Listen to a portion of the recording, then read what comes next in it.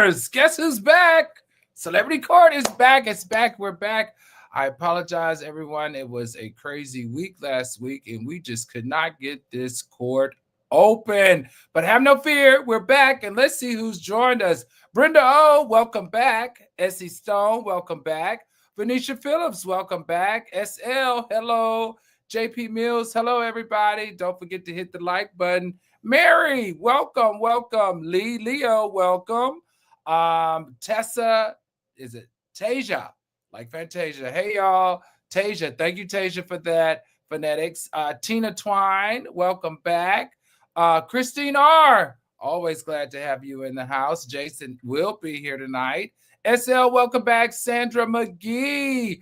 Hello, everyone. Charlene Lambert, welcome back. Who else? Mary, welcome back. Danielle Cameron. All right, Danielle, you called us. Christine R., you're late, Albert. Oh, I am late. Talk to the lawyers. Letha Robertson, welcome back. Janine Gardner, welcome back. KS, welcome back. And we can get it started. Everyone, thank you so much for having patience with us. And welcome back to Celebrity Court. Court is now in session. Tonight's title, From Doghouse to Jailhouse, Power, Fame, and the Price of Control has now intersected. All right, Tyrese Gibson's Georgia mansion has been raided after his dogs allegedly attacked a neighbor's pet. His grandmother detained during the search. Was that justice or humiliation? Poor Granny. Then the Kardashians versus Ray J, the saga that just won't die. They're suing for defamation over new RICO claims and decade-old receipts. Is this about protecting brand legacy? Of course it is. Or rewriting public memory. Next, former NFL star Mark Sanchez is now facing felony battery charges after a stabbing altercation in a parking lot. The tape is rolling, and this case might just blitz his entire broadcasting career. And finally, you all know Sean Diddy Combs. He was convicted under the Mann Act, sentenced to a federal prison, and appealing from a cell. 4 years behind bar and a lifespan reputation under review. We're going to unpack all of this with our legal beagles tonight. Attorney Ashley Carter, Attorney Sean Carter, and Attorney Jason Weiss. All of you, please welcome back to Celebrity Court. Now, this isn't just a celebrity roundup. This is accountability in designer suits. Court is now in session. Lawyers, how is everyone feeling tonight? Ready to go, Your Honor. Let's go. All right. So PJ said, Al, we need more shows. I know with all this going on. Danielle Cameron said, Bailiff, you had a rest. Don't be messing up tonight. Hey, look, I want to defend our bailiff. The night where we didn't have the best performance from the bailiff, it was not our normal bailiff. It was somebody who was helping out so that the show could go on. So please give our bailiff, our normal bailiff, some love. He does a phenomenal job. Okay, KS says, what's up, Al? It's been a minute. Yes, it has. I was working on an extremely important project that had crucial deadlines, and I was on lockdown, so I wasn't even able to go on any type of social media. But with that being said, let's dive right in. First case, Tyrese Gibson, search warrants, grandmothers, and dogs of war. Police raided Tyrese Gibson's Georgia home after allegations his dog mauled a neighbor's pet. During the search, his elderly grandmother was reportedly detained. Oh my God, that's horrible. Tyrese later surrendered and was booked on a misdemeanor animal cruelty charge. His camp calls it overreach and humiliation. Now, 50 Shades of Extra, a man known for love ballads, now facing animal cruelty. But the real question here for me, well, why was Granny in the handcuffs over dog food? This feels less like law enforcement and more like Fast and Furious, Fulton County edition. Bailiff, take it away.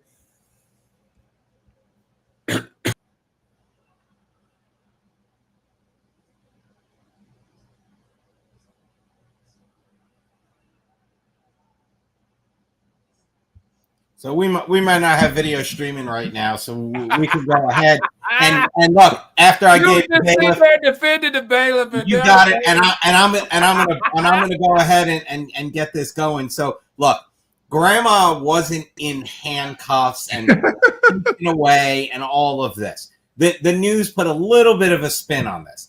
When the police go in and they search a premises, what they want to do is they want to make sure the scene is secure. And that means that anybody's at the scene, anybody, it doesn't matter if you're 5 years old or 90 years old, they need to protect the safety of the scene and the officers and everybody else. So yes, Grandma was removed from the house and told you cannot go back in. And they gave her the option, if you want to sit in the air-conditioned car, you can. But at the same time, she wasn't cuffed and thrown in the back of the car. So that's a big difference. If she was cuffed, thrown in the back of the car, and she wasn't a threat, then yes, we've got a lot of problems here. But Grandma was not the victim of that. Let's see the video of the invasion. And we should be able to get to the part where Granny's in the back of the car.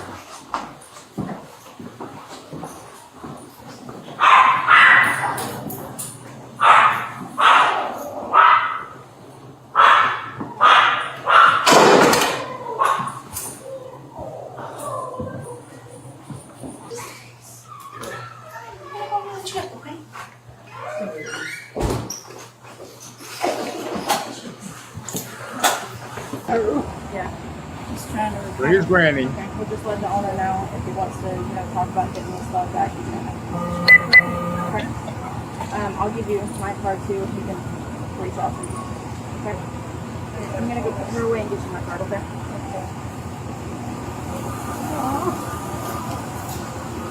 So you see her in the dress there, in the beige dress. She's just sitting in the car. Oh, Granny got on stockings. She's sitting in a car. What are stockings on?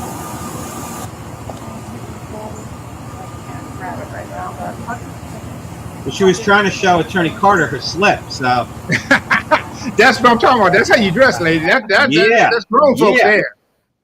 Now let's see pictures of the dog, please, Bailiff.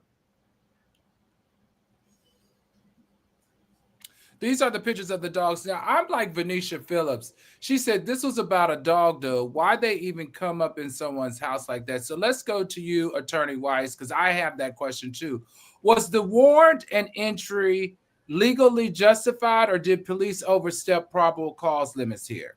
So, I mean, look, they went into having to do with the injuries of another animal, right? Supposedly these dogs were vicious dogs. They attacked another dog, and they were going into the safe.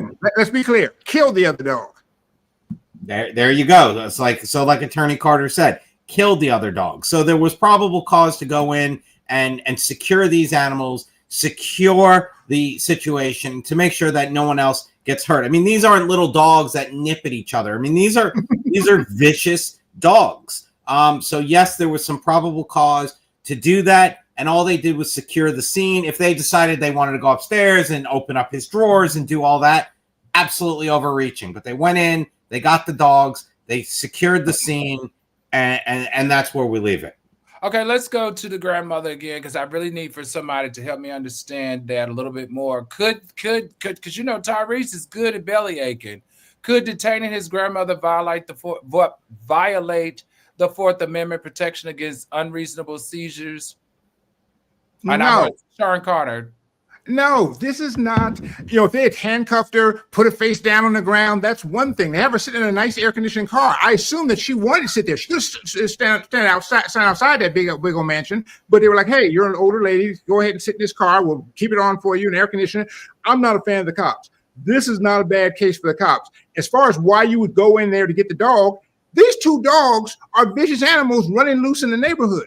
And he left a 90-year-old woman to watch these dogs. All right. First of all, the fact that you leave your 91-year-old grandma in a house by herself, you mean you need to go to jail. My wife, I'm 57. She won't leave me in the house by myself because she know I can't control myself. Ain't no way in the world you should be leaving a 91-year-old woman in a house with a big old transformer, all right, statue, and so I'm not at all, Tyrese is all in the wrong here. And I don't know why you get all this money and now you live in like Compton with pit bulls just running around the damn neighborhood. People don't move in these nice neighborhoods for you to be running around with a big old dog just running.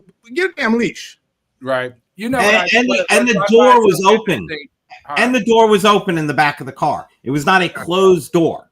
So that means means something. That does. That means that she could freely leave. Got it. Let me ask you this. He can't cry broke no more after seeing that house with fresh flowers on every stand. That lets you know he's got money. That house looks too nice. The furniture, everything in there is too nice. To be fair, he can't be crying that he doesn't have any money. That he can't pay this. Ma'am, the judge is talking, ma'am. 1 second, please. You can't be crying that you can't pay for your children. That's what we're talking about. He claims he's not making no money. If you can buy fresh flowers and sit on that many tabletops, then you can spend money to pay for the child that you made, regardless of what the circumstances is. That's all I have to say there. But I'm gonna go to you, Ashley. Can you please tell me how far does liability go for animal owners when pets cause harm? Well, it's still going to fall under a negligence umbrella. Attorney Jason, Attorney Sean can correct me if that's wrong, but my understanding, at the end of the day, they're going to see that Tyrese had a duty to keep, so negligence is all about the standard of care. So the standard of care here is if you have, no matter what type of dogs, but especially if they're dogs that can attack other dogs and other people, the standard of care is that you're going to keep a fence up or you're going to keep them locked up. Like, this is the standard, right?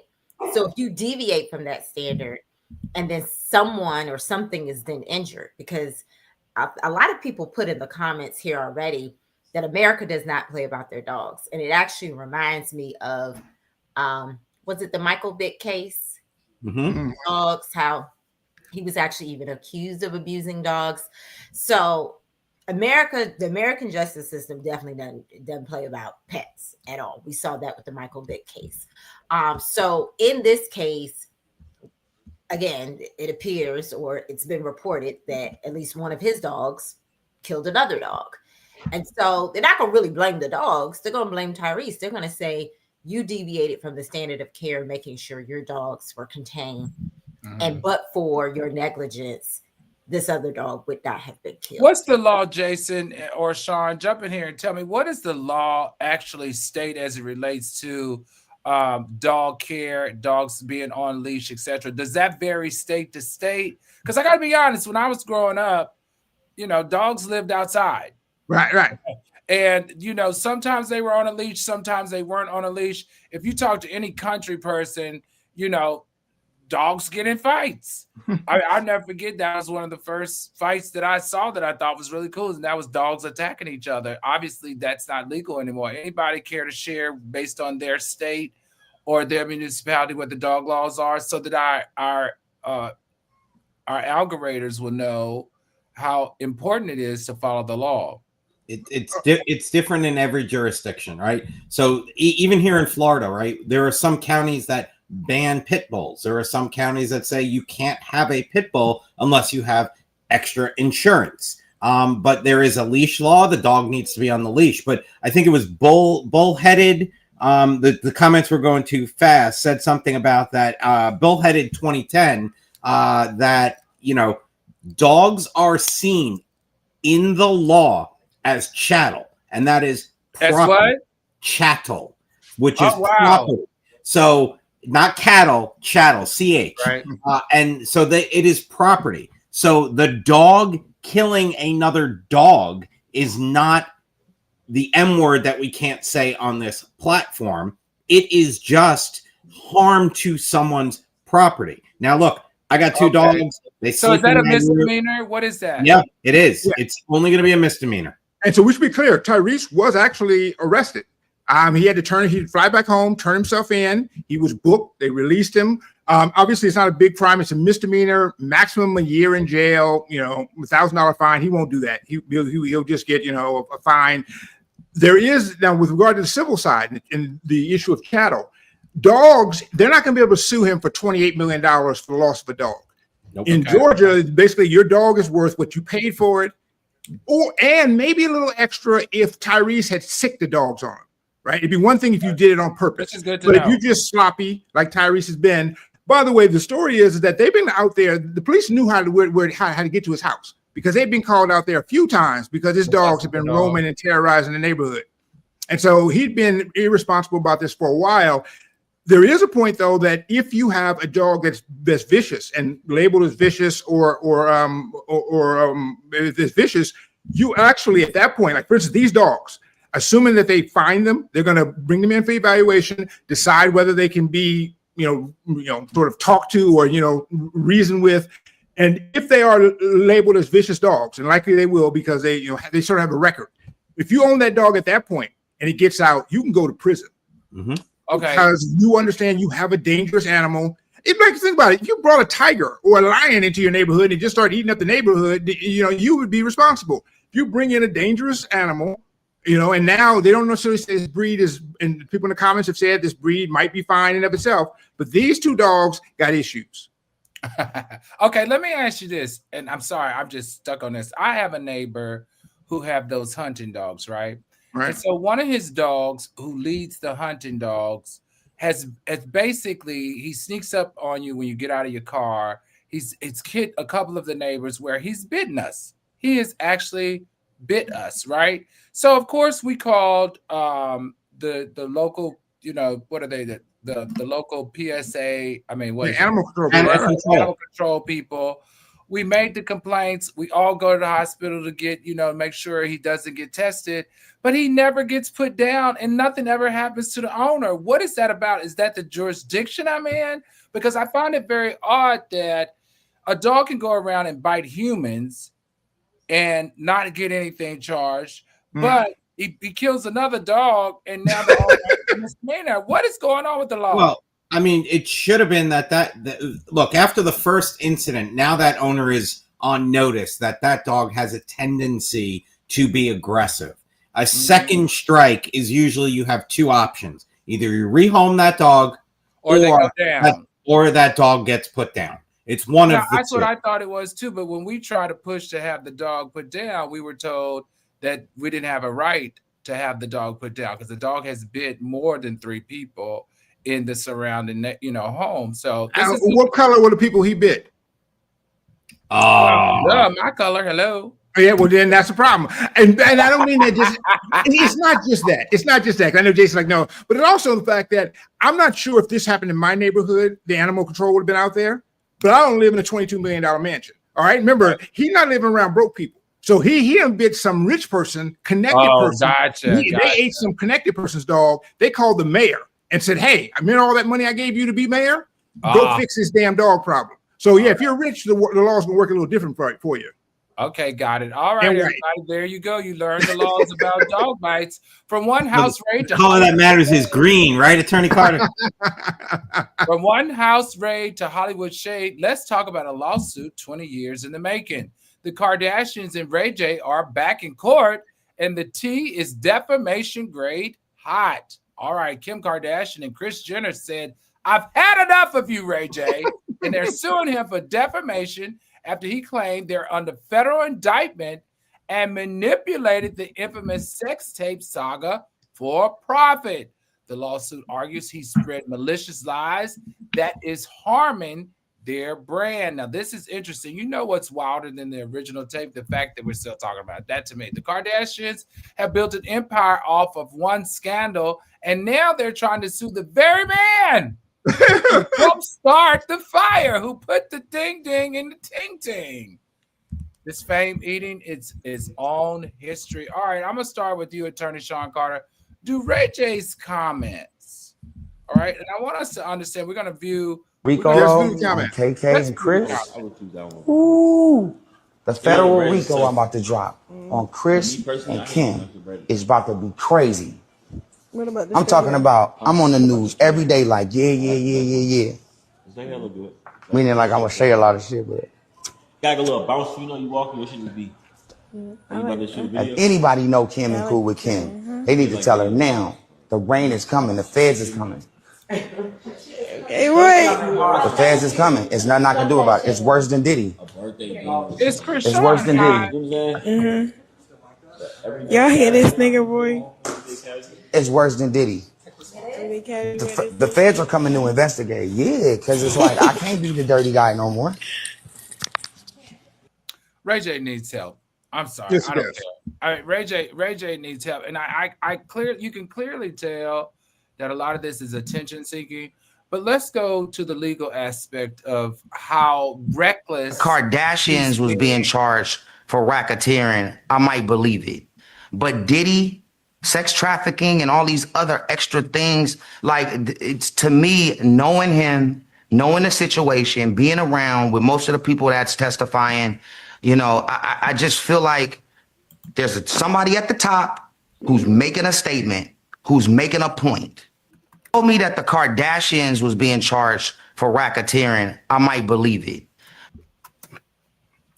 I'm confused with what he's saying. But anyway, let's go to you. He's confused with what he's saying, Your Honor. Right. Sean Carter. Hold on, please. Sean Carter. Do Ray J's comment meet the legal standard for defamation, or are they protected as opinions? Because he just seems to be quite reckless with his mouth these days. And it seems like the intent of his recklessness could somehow qualify for defamation.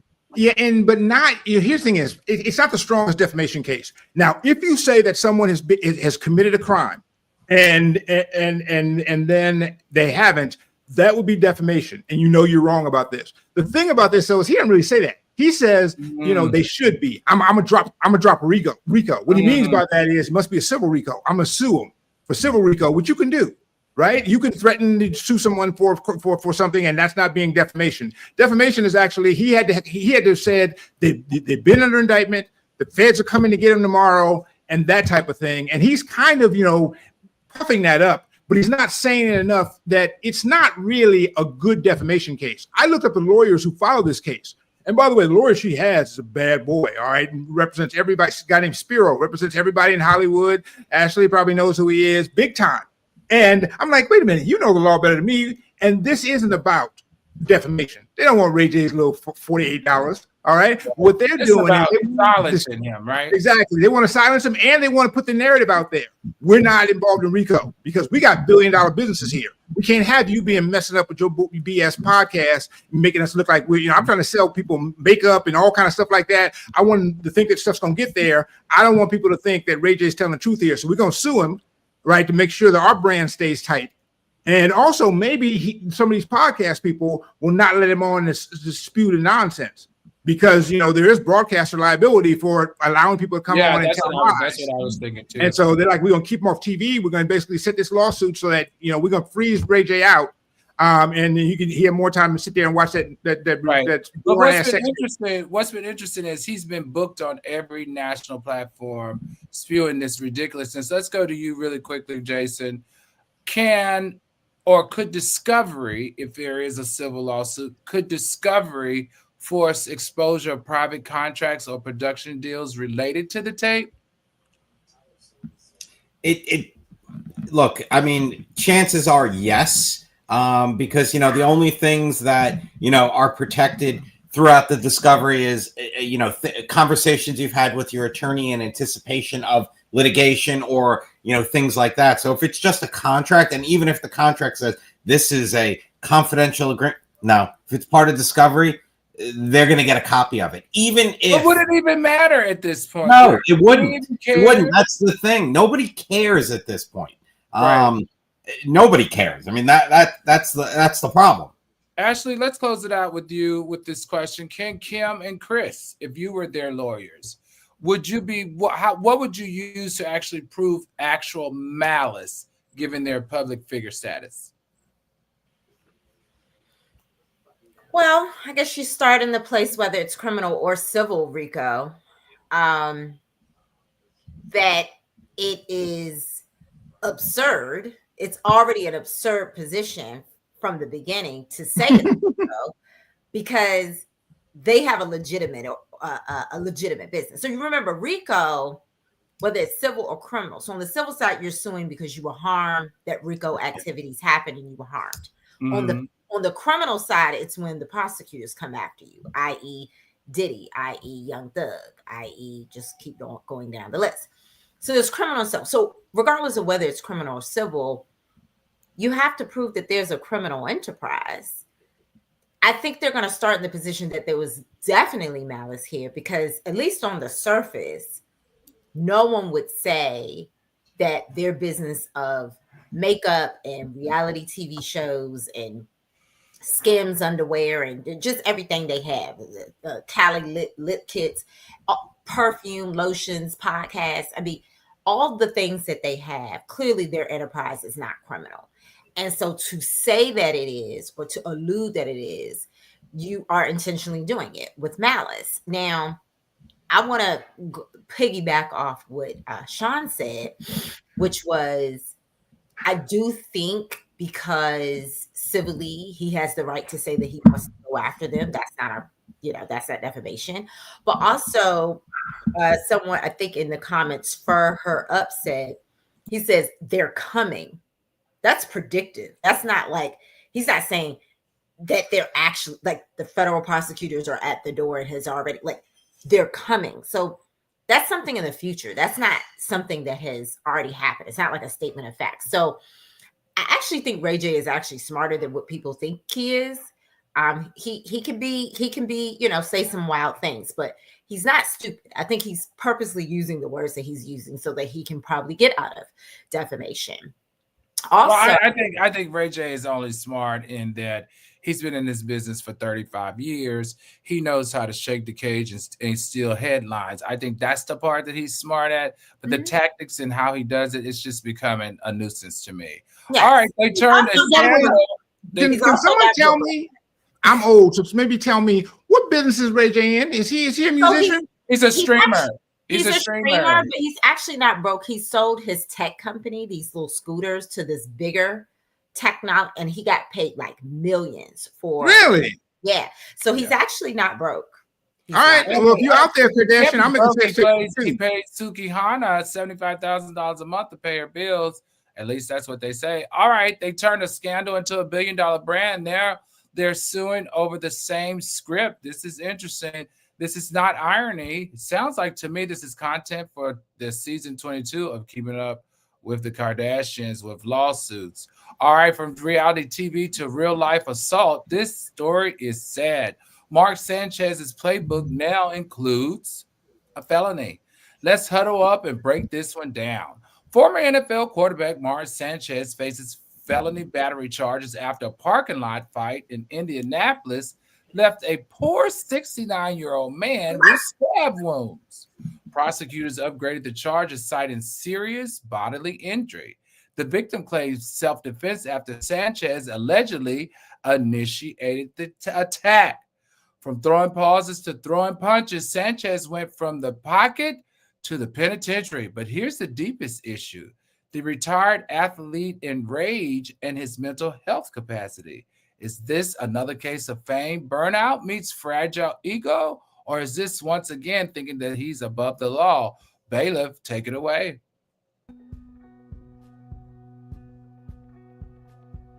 In exclusive footage obtained by The Post, a bloody Mark Sanchez can be seen staggering along the street, clutching his wound after being stabbed in the side. The former Jets quarterback can be seen putting his hand on what appears to be a bloody wound just below his chest as he walks down a street in Indianapolis. The dramatic new footage shows the aftermath of a violent fight on Saturday, which resulted in a 69-year-old grease truck driver stabbing Sanchez multiple times after the retired NFL player attacked him, according to authorities. Sanchez apparently got into an altercation with the grease truck driver in an Indianapolis alleyway when the worker's truck was allegedly blocking his way. Things escalated after the older man couldn't hear the drunken Sanchez because he'd removed his hearing aids. The 230-pounder then allegedly slammed him into the ground. Oh! The truck driver even pepper sprayed Sanchez before reaching for something to stab with, but Sanchez allegedly kept attacking him, according to police. Grisly photos from the aftermath showed the elderly man, identified solely by his initials, PT, bloodied in a hospital bed with his head propped up with a neck brace and a laceration to his cheek. Sanchez, who was initially hospitalized in critical condition but stabilized, was discharged from the hospital the next morning and sent straight to jail, with his original charges upgraded from several misdemeanors to a level 5 felony battery of causing serious injury. Sanchez is also accused of stabbing the man in the face. Family members of the truck driver told the Post the worker was doing okay. According to Marion County prosecutor Ryan Mears, If found guilty, a felon battery charge could land Sanchez in prison for 1 to 6 years. Sanchez reportedly posted his $300 cash bond before being booked and told police he had no memory of the incident. All right, let's go to you, Sean Carter, because this is an interesting case, right? They elevated it from a misdemeanor to a felony. Can you walk us through why and how that was done? Yeah, and I mean that's usually the level of damage due to the other person. And so we have this guy. The victim is now not only says he beat him and hit him in the head, but got this huge gash down his face. And I'm glad we couldn't see it. It's disgusting looking. And it's basically saying he's been disfigured by Mark Sanchez. So the police upgraded for another reason. When it first came out, remember the news first came out on Friday night, and everyone was saying, "Oh my God, he'd been robbed." Right, those hooligans, and the mayor, the governor had come out with a statement saying our people are horrible in this town, particularly the brown ones, and y'all need to stop acting a fool. You had Mark Sanchez here just mind his own business. You embarrassed all of us. And so they put up all those public statements. Literally, the governor put up a statement saying that it's a problem with the liberals. The liberals are letting everybody run free. They were about to call in Trump and the National Guard. And so when they found out the truth that Mark Sanchez actually started the fight, then they were all embarrassed. And so guess what? You embarrassed us. Now we got to do something more to you. So we're going to elevate this from a misdemeanor to a felony. We're going to charge you with, I love this one. What was it? Trying to get into someone's car, right? That's not a crime, right? I've never heard anybody, and there's nobody in Rikers Island right now like, what you in for? I jumped in the passenger seat, right? That's not usually a crime, right? To jump in somebody's car. And they're charging them with everything. And they're likely going to get it. They have surveillance video. The question I think I need some algorithm to answer for me is, why the hell did Mark Sanchez even mess with this guy? This guy is picking up used I don't cooking understand that. And he went to the guy, and the news report I didn't like that. This wasn't clear. But my understanding is he went up to the guy and said, "Hey, the hotel, I work for the hotel. The hotel said you can't park here." And he's like, I don't even know what's going on. What do you mean? He said, "Yeah, I do this every day." He said, No, you can't park here. You need to move the car. He said, "Let me call my boss." He picks up his phone. Mark Sanchez slaps his phone out of his hand. He tried to pick it up again. He slaps his phone out of his hand. So Mark Sanchez is being the alley police at a hotel guarding the loading dock. We've all been to hotels lots, right? Have you even seen the loading dock at a hotel? No. They put that in the lobby. I don't even know how you get the cooking grease out of the hotel. I never thought that that's the case. And Mark Sanchez, with his rich ass, is sitting out there at midnight trying to police the cooking grease. Somebody need to throw some hot grease on him just for being an idiot. Attorney Weiss, help me understand. So is it safe to assume that this elderly driver's claim of self-defense justified him stabbing Sanchez? Because I think that is probably a defense Sanchez is going to have against the elevation to a felony, right?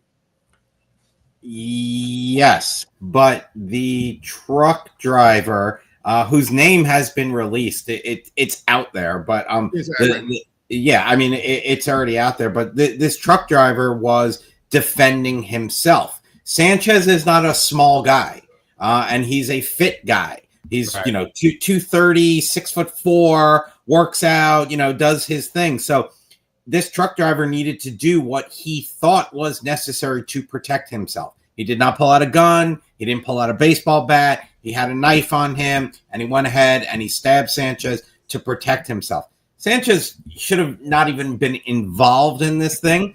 What I find very interesting is how quickly this civil suit was filed, right? It was filed, I think, on Monday or Tuesday. And the other thing is that the co-defendant in the case, Fox News, Fox Corporation. That's where he works. Fox Corporation, because he works for Fox, and he was on assignment in Indianapolis for the Colts game, and he was supposedly there in an employment status. So I'm going to work capacity. Oh, that's you interesting. got it. Some lawyer was smart about that, right? OG Patrice says, didn't he mace Sanchez first? Yes, he did. He did mace him first, allegedly. But he did that in protection of himself. Sanchez is a big guy. He also looked very intoxicated. So it would have been very difficult to fend him off without pepper spray and the knife. I can't imagine a 69-year-old man trying to defend himself. Obviously, a bailiff, can you show that picture of him in the hospital again? Obviously, it was ugly. Right. Can we see that picture again, bailiff? Is the bailiff there? The next morning. The picture of him in jail, in the hospital bed.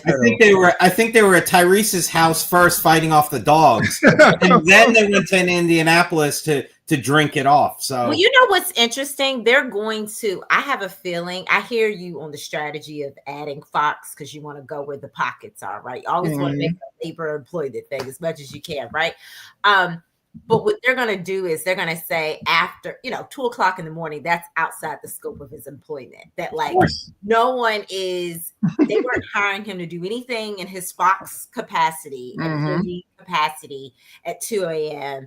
at the hotel dock. So it's a great legal strategy, but I have a look good at his throat. To get themselves dismissed from this civil lawsuit. They're going to say they're not. That could be Sanchez's blood for all we know, and they put him in a neck brace because they do that. And look, the man is probably seriously hurt, but can't go 100% off that picture. That picture is for the jury and for the press. Well, it's going to work because I'm going to tell you, in the eye of public opinion, it was excessive, it was unnecessary. You got it. Put underneath the jail, and that's self-defense, and that's not even, you don't no questions asked about that. All right, when your temper tackles faster than your defense, that's not football. That's felony formation as far as I'm concerned. And finally, everyone, from mogul now to inmate, the verdict's in on Diddy, and hip-hop's biggest boss just got benched by the federal system. Sean Diddy Combs has been sentenced to 4 years and 2 months in federal prison after conviction under the Mann Act for transporting individuals across state lines for prostitution. The judge cited his patterns of exploitation, rejecting pleas for leniency. His team is appealing and arguing the sentence relied on dismissed charges. Now, the man who once called "can't stop, won't stop" just hit a federal wall. 4 years may sound light, but the court of public opinion already handed him life. Diddy's empire was built on power, and now that same power's his fall. All right, let's go to you, Attorney Sean Carter. Can judges legally use acquitted conduct to justify harsher sentencing? Because that's what a lot of people want to know. Oh, and yes, there's actually a 1997 Supreme Court case, U.S. versus Watts, where they said federal judges may use that conduct in sentencing if they think that it's been proven by preponderance of the evidence. Because remember, criminal trial is beyond a reasonable doubt, right? And so he said that the judge can say, "Hey, yeah, I know that beyond a reasonable doubt, the jury said they couldn't make that determination, but I'm 68% pretty sure you did that stuff. All right, and I can give you more time." Now, the more time they gave him, by the way, the sentencing guidelines for someone in Diddy's situation was 21 to 27 months. So averaged out like 25. And he basically gave him 50. So he gave him double the amount of time that he otherwise would have gotten in that range. But it's still within well under 10 years, right? Well under 20 years, he could have given him consecutive. So it's not like the judge went all, beyond the sentencing guidelines and went completely nuts. And the guidelines are called guidelines for a reason. It doesn't mean the judge has to stick to them exactly. He can go below, he can go a little bit above. And so it's going to be hard for Diddy to argue, he's going to argue, trust me, you're going to take it to appeal. There's a couple Supreme Court justices who will agree with him and say, you shouldn't get more time, but it's not likely he's going to win it. He's going to have to, it's probably going to take more than 2 years to get there. So let me ask you this then. We'll go to our resident entertainment attorney. Is Diddy's appeal credible or just a PR damage control? But hold that thought, because the reason why I asked that is there's a whole lot of media circling on IG, which is saying because he's a first-time offender or federal, he only has to serve 85%. So that drops it down. Because he's going to enter into a drug rehab, that drops him down by 6 months. He gets eligibility to cut his sentence by 6 months. Is this all true as it relates to his sentencing being reduced because he's a first-time offender, because he can, enter a drug rehab, or is this all PR? And how do we know the difference legally, Attorney Carter? Okay, so I did attend some of the trial. I attended the verdict and I attended the sentencing. And Sean Carter is correct. It was somewhere between 21 to 27 months if you look at the case law. But in particular, one case that stood out to me, there was someone that taped sexual acts with, so Diddy taped with obviously adults. This person taped a minor, a 14-year-old girl, and he got 24 months. He only got 24 months. And so as much as people say, oh, things are just guidelines, and yes, a judge technically has the right to go under and over, when you just look at all the case law, for him to essentially just double, because that's essentially what he did, Sean. He doubled what he would have received. Right. It's just something about it that doesn't sit right with me. And they're going to, of course, his lawyers are going to say it's unconstitutional. It's like double jeopardy, yada, yada, yada. But I think the judge made it clear. Under federal sentencing guidelines, I have the right to, he said this at the beginning because he knew the lawyers were going to object. He said it like a couple of times because he knew they were going to object, right? Brian Steele, who I met, by the way, awesome guy. He was like, listen, I know you're going to object, but I'm just letting you know. The sentencing guidelines say that I have the right to take his whole conduct, who he is, his character in totality. And I can put that in my sentencing. And let me tell you what he said was the icing on the cake. This is what put the nail. This is what essentially, as far as I'm concerned, double, got 50, okay? The judge went off saying, oh, you've done probably more than anybody in this courtroom for people in terms of jobs and money and volunteering. And, so, it's starting to sound great. Like, oh, maybe nice. So, we're sitting on the edge of the seat because he's listing all these amazing things that Diddy did. And then he goes, however, I said, oh, well. Yep, that's it. As soon as he said, however, I knew it was getting ready to go downhill. And I knew, and in my mind, I said 4 years as soon as he said, however, in my mind. So he essentially said, after Diddy settled the lawsuit with Cassie, the videotape had come out. He knew he was under federal investigation. He was still doing freak offs. He was doing freak offs with Jane. He got into a physical altercation with Jane. Now, according to Jane, I think she did admit to maybe starting it. She hit him. He didn't beat her savagely in response. So what the judge is saying is, okay, you are a first-time offender. You are this man of the community. You've done so much for hip hop, the Black community. Yes, all of that. But you know what? You use those same power and resources to essentially abuse your girlfriends for over 10 or 15 years. And for that, I'm going to say that that's your true character. And I'm not going to give you time served. Okay. I'm not going to give you the 2 years of the case law. I'm going to add to this time. And however he decided, he basically doubled the time he would have received. Now, in terms of that time being reduced, we already know he gets a year time served, right? So we're already down to 3.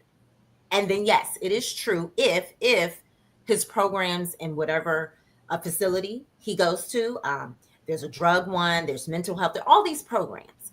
If they are approved, then yes, they can further reduce that 3-year sentence. So we're looking at him getting out by the summer of next year. Hold on, Jason. Let me get through to you. I'm getting ready to go to you in a second. For her upset, only 4 years is not enough. I agree. I don't think 4 years is enough for what we learned and what has unveiled in all the other cases. So, Jason, let's come back to you.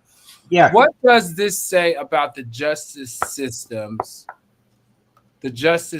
sudden appetite for punishing celebrities? So first of all, under the Mann Act, and I was pretty sure he was convicted under 2 counts under the Mann Act. Under the federal guidelines, he could have gotten 10 years per. So he could have gotten 20 years. Okay, so that's number one. Number 2 is the federal parole board. They went ahead and they checked and they gave a recommendation to the judge of what it should be. And theirs was about 7 years, is what they recommended. So the judge went down to 4 years, 1 year time served, He will get 85% for being a first-time offender. But the Mann Act does not allow you to get other things as a quick, oh, you're in a drug rehab or you're in counseling. We're going to not know. So he's going to serve 85% of whatever 28 30 whatever months it is, 38 months or 28 months, whatever it is. He's going to do. That's because of the Mann Act, you're saying. Because he violated the Mann Act, he does not qualify for what we're seeing. Correct. Rotating around. This is very good information. Well, and we do have, on the other hand, that we probably get 6 months at the end, sort of at the early transition where you go on the home arrest before you're fully released. Also, he asked to go to a place called RCI Dix, DIX, and this is important. This is the Ritz-Carlton of federal country clubs. Yep. All right. If he gets into this place, I'm gonna be mad that I'm not going there. If you let me go here, I am more than happy to get away from my kids and to be able to be in this nice place. They don't have a fence, right? You can work outside the prison. You just got to basically check in at night. It is a wonderful place. They got a music studio. All right, he'd be on there with all Nelly and everybody producing new stuff. It's ridiculous. And so he's asked to go there. Now, the judge doesn't have discretion there. The Bureau of Prisons will determine it. But the most he's going to get, that's a low security or minimal security. Yep. The most he's going to get, though, is low security. So he's not going to, wherever he goes, he's not going to be in Shawshank, right? Because fortunately, there were no children involved. And because they didn't get him on the coercion thing, he basically has, he's going to be in a place that's not so bad.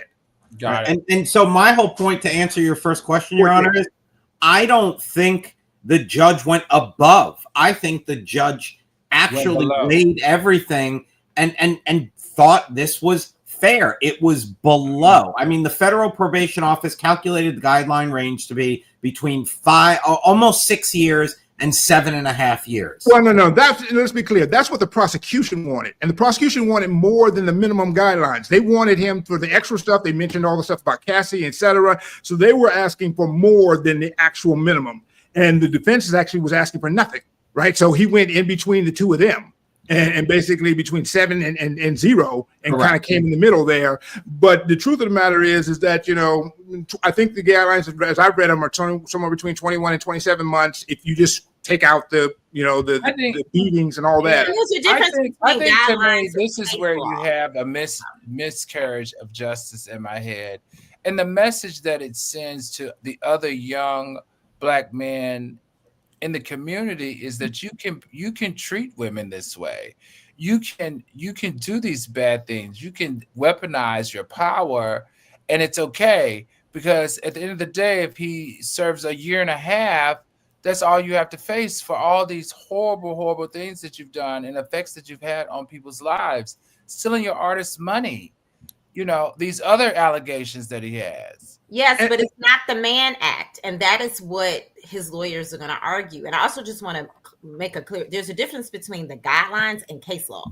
So case law, on average, they literally looked at all 900 cases on the Mann Act and they averaged it out. And his lawyer said, we've averaged out, and even cases with coercion, defendants only got 27 months. So there's a difference between the case law averages, what the probation people recommended, what the prosecution wanted, and what the defense. These are all different numbers. So what I'm saying is, at the end of the day, his lawyers are going to come back and say, like, the case law just doesn't support it. And then B, they're also going to say that you're still including too much acquitted conduct in your decision. They're going to stand on that. Even if they lose, they're going to stand on that. All right, everybody, this is the jury. All right, you're the jury of the people. It's that time. It's verdict time. First up, Tyrese Gibson, guilty or not guilty for being the victim of police overreach. What say you, Attorney Ashley Carter?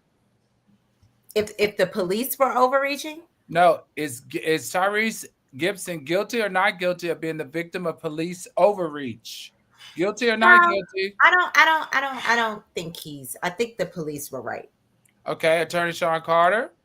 Tyrese is guilty of leaving those killer dogs alone with a 91-year-old woman. He lucky that they need her. She was looking good, by the way, in those stockings too. But anyway, that's not beside the point. The point is, Attorney Weiss. He's guilty of elder abuse, keeping that 90-year-old woman in a house with dogs like that. So the police did not overreach. All right, I'm Al Reynolds, and I'm the judge here in Celebrity Court. And we're going to find him not guilty of being the victim of police overreach, because I agree they did not overreach. Next up, Kardashians versus Ray J. Guilty or not guilty? Are the Kardashians guilty or not guilty of rewriting the past? Attorney Weiss, what say you? I'm going to go with a line I've used before. I'm guilty of not caring. Attorney Carter, Sean Carter. No, they're guilty of weaponizing the court system as a PR angle, right? And Kim is guilty of that sorry ass sex tape. All right. Now I didn't see it, but hypothetically, if I had, I would have been bored as hell. Come on, girl, you can do better than that. She come on, girl, you can really do better. And that's why Kanye left, because you bullshit in the bedroom. Ooh, attorney, you definitely watched it with all those comments. Hypothetically. Now that's sex tape. I'm sorry, I don't know which one Ashley saw, but the one I saw, it was nothing to be proud of. Thank you. It was nothing to be proud of. Attorney Ashley Carter, what are your thoughts? Are the Kardashians guilty or not guilty of rewriting the past? I think they are trying to rewrite the past. Obviously, they wouldn't even be where they are, but for the sex tape. I don't think people should go around and say things that are not true, but I don't think it's particular. I think they could have continued to ignore him. I don't think they needed to file a lawsuit at this juncture. So, yeah, I think they're a little guilty of rewriting it to protect their image. Yeah. For sure. I'm Al, and I'm the judge here in Celebrity Court of Public Opinion, and we're going to find the Kardashians guilty of doing what they always do, and that is using the law to weaponize what they want to gain. Next up, Mark Sanchez, guilty or not guilty of turning aggression into assault? Attorney Sean Carter, what say you? He is guilty of being a Karen, and since I heard you were a big Trumpster, oops, sorry for you, because you out of a career. Bye-bye. Attorney Trump will hire you, but you can't work for nobody else. Attorney Weiss, guilty or not guilty? He's guilty of sticking his nose into something that he shouldn't have gotten into. And, if he would have just kept to himself, he'd probably have no issues and a wonderful career and a wonderful life. And now this is more than a speed bump. Attorney Ashley Carter, is he guilty or not guilty of turning aggression into assault? Oh, he's definitely guilty. This was completely out of hand. The fact that the man was 69 years old and you had to, even if you kind of had a sparring match back and forth, I mean, to physically attack someone, he's guilty. And as Sean Carter said, it's not just criminal. You're going to lose your job with that moral clause. All right, I'm Alan. I'm the judge here in Celebrity Court of Public Opinion. We're going to find Mark Sanchez guilty as charged for turning aggression into assault, and he should lose his job. He actually should lose his job. Anybody that beats up an elderly individual, almost 70 years old, and cut on his face, and then you wouldn't stop after being maced, and he had to find a knife. I'm just surprised and glad that he was able to find a knife, because honestly, I don't know that he would have made it out any safer. You should be clear and warn the algoriters. This is important. Old folks always got a knife on them. All right. And that's what young kids don't understand. All right. My grandfather would be 150 years old. He got a knife on him. All right. He don't cut you. All right. Think about it. When they say they're going to cut you, they mean it. All right. Do not mess with old people. They always got a blade on them. I got mine. That's a box cutter, boy. All right. It's still a knife. Is Diddy guilty or not guilty of abusing his power until the music stopped? Attorney Ashley Carter, what say you? He's definitely of abuse of power. I straight from the quote from the judge. You use your power and resources to abuse. Attorney Weiss, guilty or not guilty of abuse of power? Guilty, and he should have gotten 6-7 years. I agree. Attorney Sean Carter, guilty or not guilty of abuse of power? I don't know. He's guilty of somehow turning this into a win, because if he get to go to Fort Dix, I'm gonna be jealous. All right, they have freak offs in Fort Dix every week, and they probably and probably better than the ones he's been having. All right. Diddy, call me. If you call me when you have me. Oh, mess. All right, I'm Alan. I'm the judge in Celebrity Court of Public Opinion. We're going to find Diddy guilty of abusing power. All right. Tonight, we watch 4 different versions of control: police control, media control, emotional control, and empire control, all slip through famous hands. But maybe that's the truth about power in America. It's rented, not owned. Whether it's a Grammy, a reality show, or a quarterback contract, the lease is always going to come up. This is Celebrity Court of Public Opinion. I'm Judge Al Reynolds. Court is now adjourned, or at least until the next scandal hits. Thank you, everybody, for joining us back this week, and we'll see you again tomorrow night. Same bad channel, same bad station. Everybody have a good night, and thank you.